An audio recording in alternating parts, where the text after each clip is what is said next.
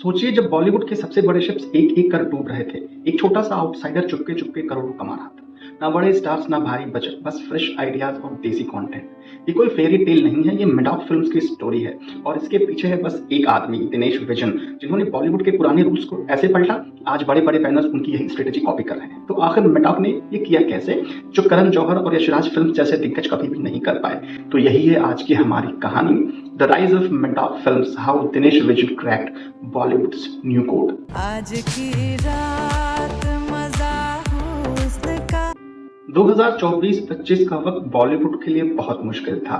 बड़े स्टूडियोज के फिल्में लगातार फ्लॉप हो रही थी।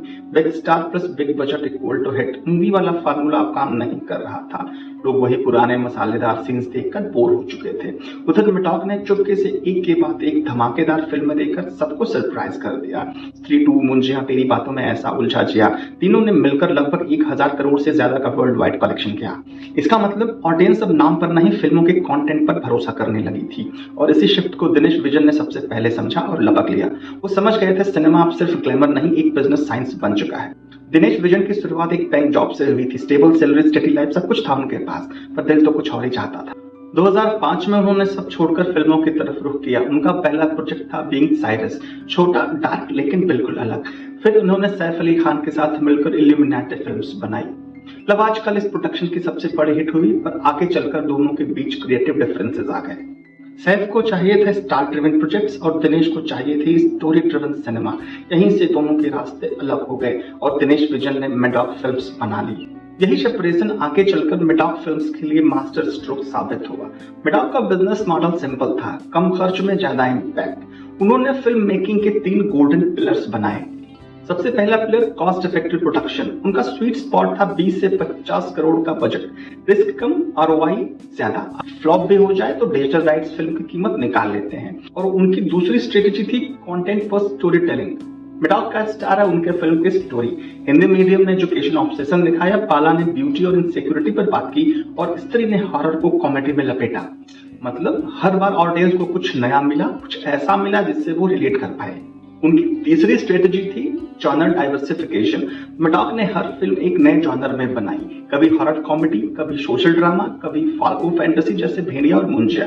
हर बार एक नया फ्लेवर, हर बार एक नया मार्केट सेगमेंट।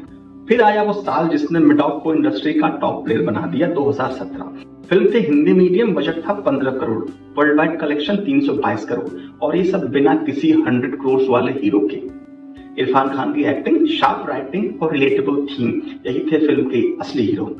इसके बाद मिडॉक सिर्फ एक और प्रोडक्शन हाउस नहीं रहा, वो बन गया एक ट्रेंड सेटर। मिडॉक ने सिर्फ फिल्में ही नहीं बनाई, उन्होंने पूरा एंटरटेनमेंट इकोसिस्टम खड़ा किया।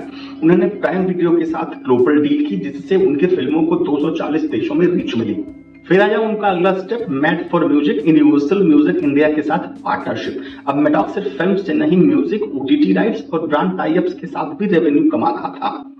फिजिकल ईयर 2024 में मिडॉक का रेवेन्यू करीब 380 करोड़ और प्रॉफिट 80 करोड़ था। यानी ये मॉडल सिर्फ क्रिएटिव नहीं था, फाइनेंशियली भी स्टेबल और रॉक सॉलिड था। मार्च 31, 2023 को खत्म हुए फाइनेंशियल ईयर में मिडॉक फिल्म्स ने लगभग 228 करोड़ का रेवेन्यू दर्ज किया। पिछले 5 सालों में कंपनी की CAGR करीब 35% रही, जो किसी भी प्रोडक्शन हाउस के लिए एक बेहतर और इम्प्रेसिव फिगर है।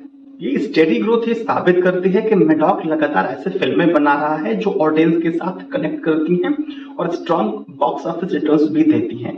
अब मिडॉक अपना सिनेमैटिक यूनिवर्स बना रहा है। स्त्री 2 की धमाकेदार सक्सेस के बाद आ रही है थामा, एक हॉरर कॉमेडी ड्रामा जो दिवाली पर रिलीज होकर धूम मचा रही है। इसके बाद आएगी स्त्री 3 और छोटी स्त्री, जो एनिमेटेड से लाइव एक्शन तक का ब्रिज बनाएगी। आने वाले कुछ सालों में मिडॉक में कई बड़े प्रोजेक्ट्स रिलीज होने वाले हैं। इसमें स्त्री 3 जो 13 अगस्त 2027 को आएगी और भेड़िया 2, उसके साथ साथ दूसरा महायुद्ध जैसे फिल्में शामिल हैं। यानी मिडॉक अब सिर्फ फिल्में ही नहीं बना रहा है, वो बॉलीवुड का पहला फॉरवर्ड यूनिवर्स भी खड़ा कर रहा है। मिडॉक की कहानी ये साबित करती है कि बॉलीवुड स्टार ड्रिवन नहीं, कंटेंट ड्रिवन एरा में है। दिनेश विजन ने दिखा दिया है कि इनोवेशन, अडेप्टेबिलिटी और क्लैरिटी अगर तीनों मिल जाएं तो आउटसाइडर का गेम भी बदल जाता है। तो अगली बार जब कोई कहे कि बॉलीवुड खत्म हो गया, तो बस उन्हें मिडॉक फिल्म का बॉक्स ऑफिस रिकॉर्ड दिखा दीजिए, क्योंकि यहाँ कंटेंट जीत जाता है, फार्मूला हार जाता है। अगर आपको ये वीडियो इंटरेस्टिंग लगा तो इसे लाइक जरूर करें, नीचे कमेंट में बताएं कि आपकी फेवरेट मिडॉक फिल्म कौन सी है, और चैनल समन 2.0 को सब्सक्राइब करना मत भूलिए। क्योंकि यहाँ हम बात करते हैं उन स्टोरीज की जो इंडस्ट्री के पीछे चल रही रियल गेम्स को डिकोड करती हैं। मैं हूं सुमन, मिलते हैं अगली कहानी में। जय माता दी।